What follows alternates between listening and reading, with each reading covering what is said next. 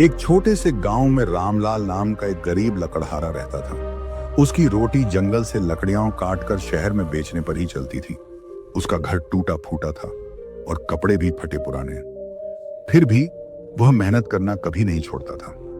एक सुबह रामलाल की पत्नी लक्ष्मी ने उससे कहा, रामलाल, कब तक हम ऐसे ही गरीब रहेंगे? मोहन का भविष्य कैसे संवारेंगे?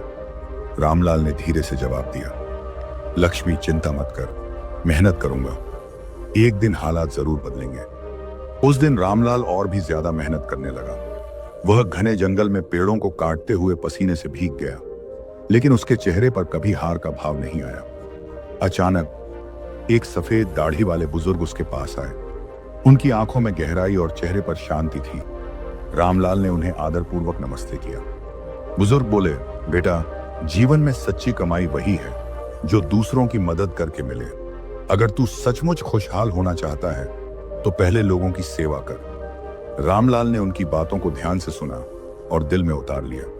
अगले ही दिन रामलाल ने कुछ लकड़ियां गांव के गरीबों को मुफ्त में बांट दी।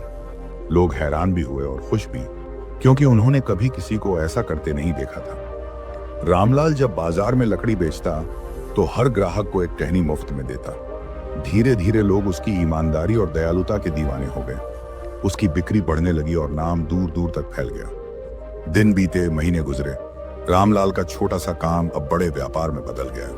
उसने कई मजदूरों को काम दिया और लकड़ी का गोदाम भी बनवाया। आज उसका परिवार नए घर में खुशहाल था। लक्ष्मी की आंखों में खुशी के आंसू थे और मोहन गर्व से मुस्कुरा रहा था। रामलाल ने अपने गुरु जैसे उस बुजुर्ग को खोज निकाला।